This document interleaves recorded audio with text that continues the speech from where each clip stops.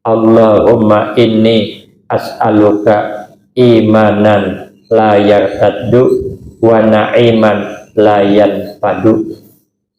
Ya Allah, sesungguhnya saya meminta saya kepada Engkau iman la yartaddu, jangan murtad.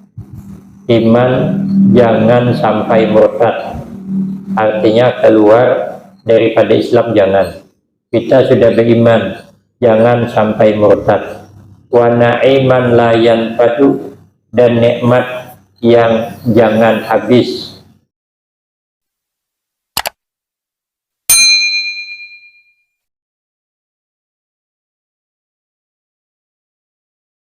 Assalamualaikum warahmatullahi wabarakatuh. Bismillahirrahmanirrahim. Alhamdulillahi rabbil alamin. Wassalatu wassalamu ala asyrafil anbiya wal mursalin wa ala alihi wa ashabihi ajma'in. La hawla wa la quwwata illa billahil aliyyil azim. Rabbi shrah li sadri wa yassir li amri wahlul 'uqdatam min lisani yafqahu qawli. Amma ba'du, fa aqulu wa 'alallahi tawakkuli.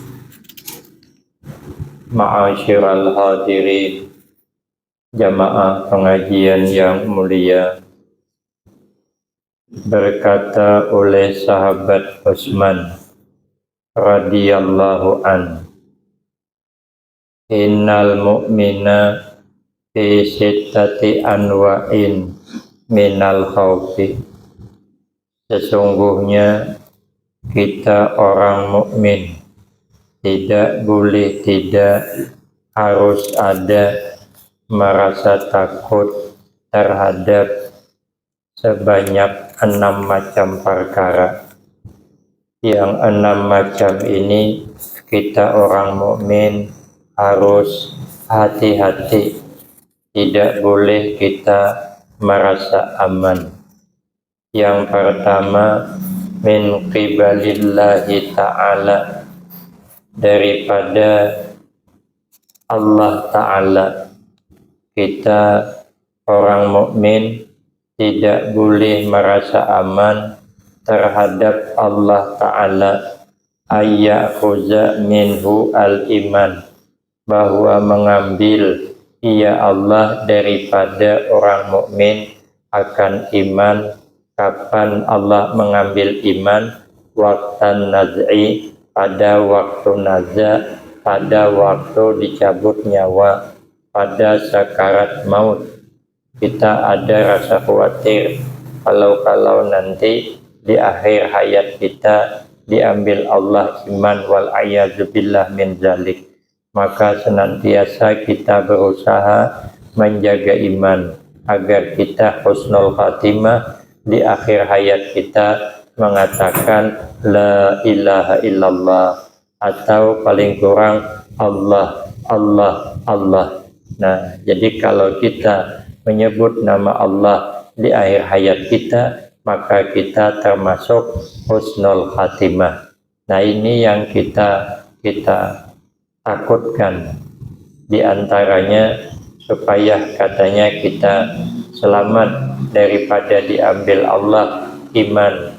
Ketika kita mendengar orang azan, kita harus mengata apa yang dikata oleh muazzin. Kalau orang azan, kita harus menjawabnya asyhadu an la ilaha illallah, kita pun mengikuti asyhadu an la ilaha illallah. Karena kalau tidak menjawab azan, nah orang azan bercakap terus, maka dikhawatirkan kalau nanti menjadi sebab iman diambil Allah. Itu ada keterangannya di dalam kitab Jami'ul Musannifatnya, ada di situ.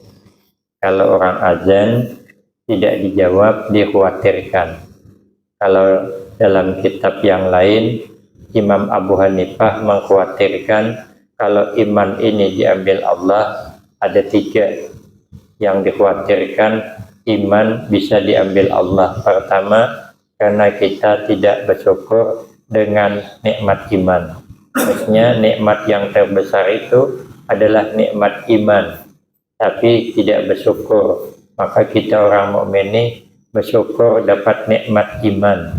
Maka orang beriman tidak boleh banyak mengeluh, karena kita percaya apa yang terjadi murni kehendak Allah. Usaha kita tidak bisa berhasil kalau Allah tidak menghendaki. Maka kita orang yang beriman, pertama dulu jangan selalu sedih hati, mengakibatkan sakit hati, mengakibatkan dengki hati. Itu jadilah dulu dipelihara. Yang kedua, sibukkan diri kita dengan beribadah kepada Allah. Bila 2 ini ada, mudah-mudahan ini sudah termasuk mensyukuri nikmat iman. Jangan sedih hati sehingga menimbulkan sakit hati, sehingga menimbulkan hasad. Apa yang terjadi jangan dikeluhkan. Itu berarti sudah kehendak Allah. Tapi setelah berdoa, berusaha, bekerja, hasilnya kita terima apa yang Allah beri kepada kita. Yang kedua, yang dikhawatirkan matinya tidak husnul khatimah, karena tidak pernah takut dengan kematian. Maka itu kita ini harus ada merasa takut dengan kematian. Apalagi setelah mati kita dimasukkan ke dalam kubur, kita terbayang apa yang kita rasakan nanti. Saya sudah melihat di YouTube tuh orang ngasih, orang ini menggali kubur, menunggu mayat datang, berduduk dia di tepi kubur, mandang lubang kubur yang baik.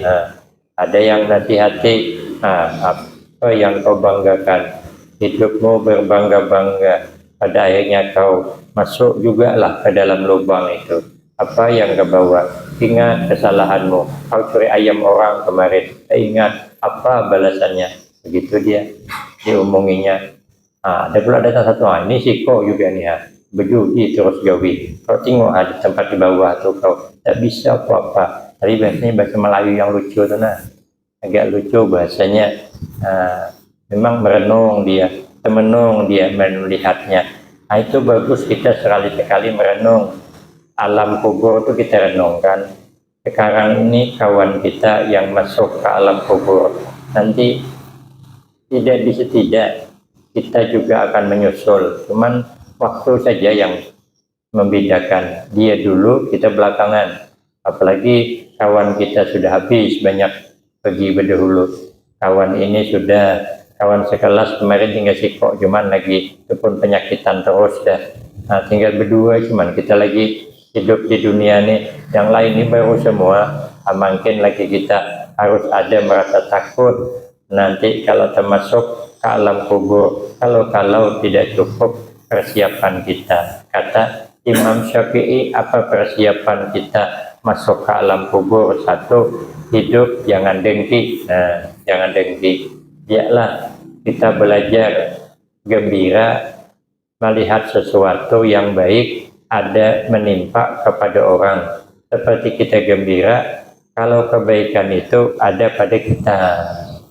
Kita ini cuman bisa bercakap lah. Kalau bercakap bisalah. Kalau itu memang membuat kau bahagia, cakap kita, aku rela melepas kau. Kenapa? Karena kebahagiaan kau adalah kebahagiaanku. Aku bahagia melihat kau bahagia. Mulut cuman, ya. Setelah dia pergi, menangis. Aku menangis membayangkan begitu kejam. Ada tuh di Indosiar. Dia kan waktu ketemu bilang dia, kalau itu memang keputusanmu menurut kau itu bahagia, aku rela melepasmu. Sekali dia pergi, nangis juga. Nah, berarti kita nih di mulut cuma, kalau di mulut ya bisalah bahagia, melihat orang bahagia, tapi kadang di hati yang payah. Maka itu kita berusaha merasa bahagia kalau sesuatu itu ada pada orang lain, kalau itu ada pada kita, kita senang. Maka begitu diambil orang, kita pun merasa senang. Itu katanya menghilangkan sifat dengki tadi. Supaya jangan ada dengki, kalau kita marah, orang dapat kesenangan, nah itu kena dengan penyakit dengki. Maka itu kita supaya nyaman di alam kubur hidup, jangan sedih hati melihat orang bahagia, tapi belajarlah kita bahagia melihat orang bahagia, walaupun awalnya sulit, tapi kita harus berusaha ya. Yang kedua, kita jangan menjelekkan orang, jangan kita menyebut aib-aib orang yang tujuannya menjelekkan, menjatuhkan. Saya ada ketemu kitab, dalam kitab ada menerangkan kalau orang itu suka menjatuhkan orang lain, menjelek-jelekkan orang lain, katanya jangan dibuat teman. Kenapa? Sebab karena katanya kalau dia nanti tak sejalan lagi dengan kita, nanti dia akan menjelekkan kita di depan orang lain. Itu alami dah tuh, dah lumrah dah, ya bisa tidak. Nah, kitab itu betul lah sudah.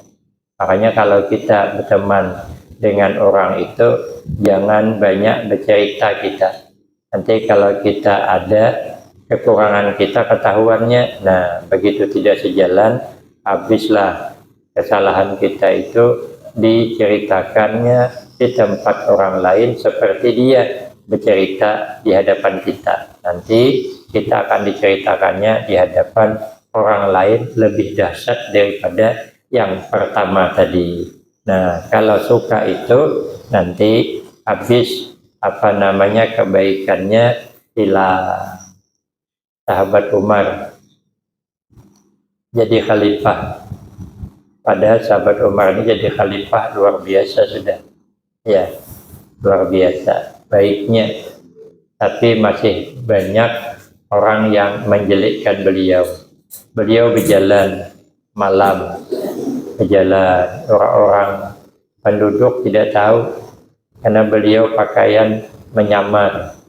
Nah, berkumpul di tempat, berjalan di satu tempat, lalu beliau mendengar pembicaraan orang. Orang ini membicarakan tentang kepemimpinan Khalifah Umar bin Khattab, menjelekkan, menyalahkan. Padahal tidak, sahabat Umar tidak marah. Pulang ke rumah besok dipanggil yang selalu menemani beliau, dibikinkan beliau air susu asli, disuruh mengantar ke rumah orang yang tadi malam menjelekkan beliau. Jadi kata yang mengawal beliau, nanya, Tuan Khalifah, kan dia jahat sama Sempian, dia menjelekkan Sempian tadi malam, kenapa harus dikasih air susu? Kata sahabat Umar, saya justru mengasih dia air susu sebagai ucapan terima kasih, karena tadi malam dia sudah mentransfer amal. Karena kalau orang menjelek-jelekkan orang, meribah orang, dia itu beramal, maka amalnya, pahalanya ditransfer, dikirim kepada siapa yang dijelekkannya. Nah, kalau dia tidak ada amal, kalau yang dijelekkannya ada salah, maka kesalahannya dikirim kepada yang menyebut-nyebut tadi, tidak bangkrut. Maka itu kata Nabi, atadruna minal muflis, adakah tahu kalian siapa yang bangkrut? Nah, rupanya termasuk yang bangkrut tadi dia beramal di alam dunia, tapi amalnya habis diambil orang. Nah, maka itu kita berusaha, ada merasa takut dengan kematian. Kita tidak tahu belum kita ini selamat apa tidak dengan hisab. Kalau dihisab, teruk kita. Innal halal hisab wal hisab yakab. Yang halal diperiksa, maka kalau sudah diperiksa tersiksa. Tapi kalau wa innal haram iqab, kalau yang haram langsung disiksa. Kalau yang halal diperiksa, periksanya tersiksa ada. Kita di dunia ini saja pun kalau sudah diperiksa berat juga kita, ya berat. Kalau diperiksa itu berat, walaupun punya kita, tapi berat juga. Di akhirat kalau dihisab berat kita. Makanya supaya hisab kita gampang, kalau kita jadi orang berduit, banyak-banyak membantu untuk kepentingan agama supaya hisab ini gampang. Kalau tidak, berat hisabnya. Dia pelit misalnya, tapi yang wajib keluarkannya lah. Tapi pelitnya setengah mati. Selain yang wajib itu ibarat daun keladi, kalau air itu jatuh tidak akan resap ke bawah. Tidak ada salah dia, tidak salah. Berdosa tidak dia pelit, tidak. Kenapa? Lah harta dia. Dia mau sedekah mau tidak, serah dialah. Yang penting zakatnya keluar. Selainnya dia tidak mau keluar lagi. Ya pemilihnya kenduri dari bantunya. Dia pun kenduri motong ayam 2 ekor cuman. Aturannya ukuran dia itu motong kambing 2. Tapi dia motong 2 cuman ayam. Dia tidak kenduri bubur kacang. Salah tidak? Jadi sayang dengan duit. Halal. Ya. Tapi kalau dihisab berat. Itu makanya di dalam kitab Nasaihul Ibad, innal halal hisab wal hisab iqab. Yang halal diperiksa, kalau tidak diperiksa pasti sengsara. Nah, di dunia saja sudah terlambat kita sampai ke rumah. Nah, berarti di akhirat terlambat pulang sampai masuk ke dalam surga. Maka itu hati-hati dengan hisab. Makanya kita nih kalau bisa mencari jalur khusus untuk masuk surga, jangan sampai dihisab. Kalau tidak dihisab, aman kita di dunia ini saja. Kalau tidak lewat jalur hisab, aman. Kalau tidak lewat jalur hisab. Tapi kalau lewat jalur hisab, berat. Saya pergi ke pengajian Tuan Guru di Banjarmasin. Itu yang hadir puluhan ribu. Saya berpikir ini kalau lewat jalur hisab, kapan sampai saya maju ke depan? Ya kalau bisa. Tapi saya bersama Tuan Guru, rupanya ada jalur khusus. Tidak lewat di depan orang banyak. Itu namanya jalur khusus. Aman, walaupun dia datang belakangan. Tapi dapat jalur khusus, tidak jalur hisab, nyaman. Makanya kita nih berusaha masuk surga mengambil jalan khusus. Ya, agar hisab dimudahkan Allah. Ada dihisab lagi kalau kita mengambil jalan khusus. Kemudian yang ketiga, penyebab dikhawatirkan iman itu diambil Allah ketika naza karena suka menzalimi orang. Maka itu kita berusaha jangan pernah gembira hati kita orang itu teraniaya sebab kita, jangan pernah. Karena kalau kita gembira berarti kita termasuk orang yang suka menzalimi orang. Nah, makanya Nabi itu dizalimi, tapi Nabi malah berdoa, Allahumma hdi qaumi fa innahum la ya'lamun. Doa baik. Ya, maka itu kita hidup berusaha cakap perbuatan jangan menzalimi orang. Maka itu Imam Ibnu Mas'ud berdoa bihadzat doa. Apa doanya? Allahumma inni as'aluka imanan la yartaddu wa na'iman la yanfadu. Ya Allah, sesungguhnya saya meminta saya kepada Engkau iman la yartaddu, jangan murtad. Iman jangan sampai murtad. artinya keluar daripada Islam jangan. Kita sudah beriman, jangan sampai murtad. Wa na'iman la yanfadu, dan nikmat yang jangan habis. Kemudian wa qurrata aini la tanqati'u, dan kesejukan mata. Ada yang artikan kesejukan mata hati, la tanqati'u, yang jangan putus. Hati jangan hilang daripada ketentraman. Jadi yang kita minta, iman jangan hilang, nikmat jangan habis, ketenangan jiwa jangan putus, ketenangan hati jangan putus. Tapi ada yang keempat dipinta beliau, wa murafaqata nabiyyika Muhammadin sallallahu alaihi wasallam fi a'lal jinanil khuldi. Yang keempat, minta beliau menemani Nabi sallallahu alaihi wasallam di dalam surga yang kekal abadi. Baguslah doa nih. Pertama, iman jangan diambil. Kedua, nikmat jangan habis. Ketiga, ketentraman jiwa, ketentraman hati jangan hilang. Yang keempat, nanti kalau sudah di akhirat, jangan jauh dengan Nabi di dalam surga. Pokok jangan jauh, hendak mendekat dengan Nabi. Empatnya jadilah. Kalau bahasa Arabnya tidak hafal, ya sudahlah, kita bangun malam berdoalah bahasa kita. Ya Allah, ya Tuhanku, saya memohon kepada Engkau, iman jangan diambil, nikmat jangan habis, ketentraman hati jangan hilang.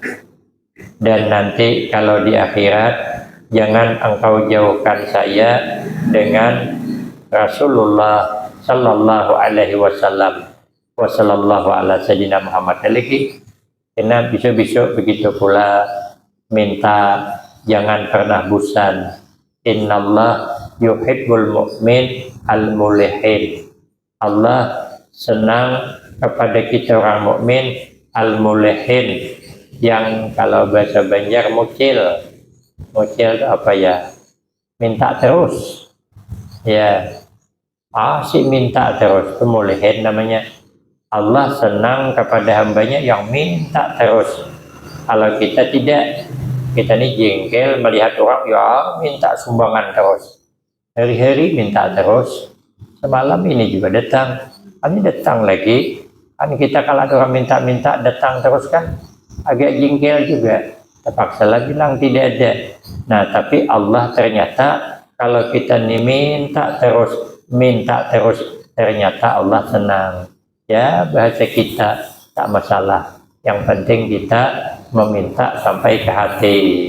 Inilah yang dibaca oleh sahabat Ibnu Mas'ud karena takut iman kalau diambil Allah. Maka selalu kita berdoa, ya Allah biha, ya Allah biha, ya Allah bihusnil khatimah. Amin, amin, Allahumma amin. Bismillahirrahmanirrahim. Alhamdulillahirabbil alamin. Wassalatu wassalamu ala asyrafil anbiya wal mursalin wa ala alihi wa ashabihi ajma'in. Allahumma ghfir lana dzunubana wa liwalidina wa limasyayikhina wa li jami'il mu'minina wal mu'minat wal muslimina wal muslimat al ahya'i minhum wal amwat. Rabbana atina fid dunya hasanah wa fil akhirati hasanah wa qina azabannar. Wa sallallahu ala sayyidina Muhammad wa ala alihi wa sahbihi wasallam. Walhamdulillahi rabbil alamin.